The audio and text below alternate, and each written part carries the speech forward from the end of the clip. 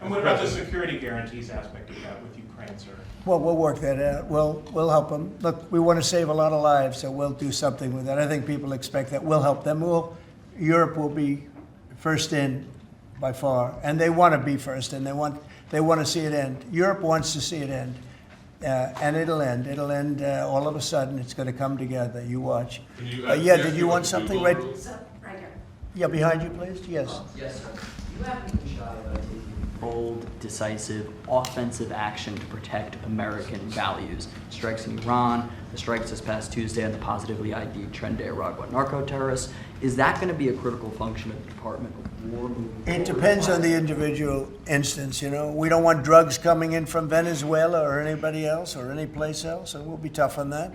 We don't want human trafficking. We don't want to see people coming in where they open their prisons from all over the world and they dump their prisoners into our country, which is what they did in the Biden administration. You also mentioned Venezuela. I want to ask one more follow-up question on that. On the U.S. strike on a boat tied to a Venezuelan drug cartel, the Maduro regime is pushing back today. In fact, they say the U.S. seeks regime change through military threat. Your reaction to those words, and also, would you like to see regime change in Venezuela? Well, we're not talking about that, but we are talking about the fact that you had an election which was a very strange election, to put it mildly. I'm being very nice when I say that.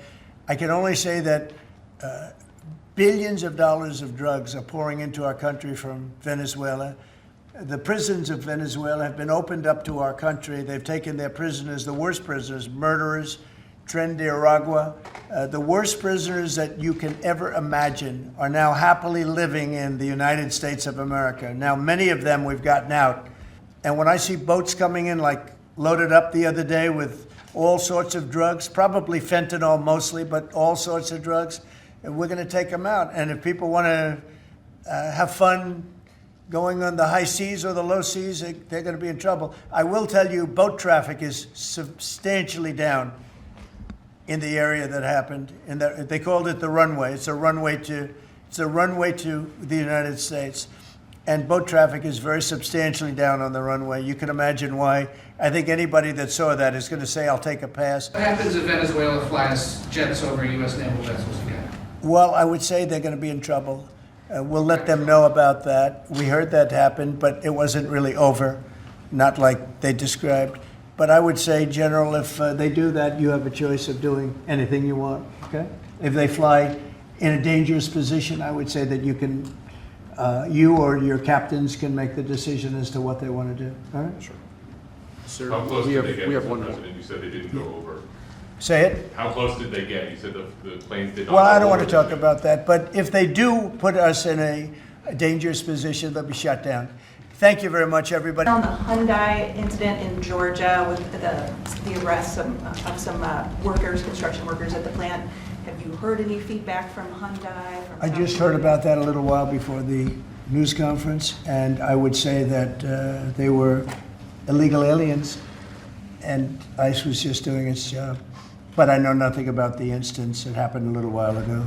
Okay? There has been some pushback on that, though, from South Korea already, and of course, they pledged to invest $150 billion in the U.S. when they were just here, last week.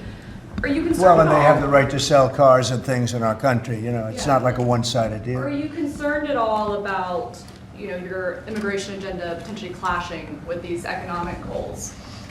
Well, we want to get along with other countries, and we want to have a great, stable workforce. And we had, as I understand it, a lot of illegal aliens, some not the best of people, but we had a lot of illegal aliens working there. So, look, they're doing their job. That's what they have to do. These are people that came through with Biden.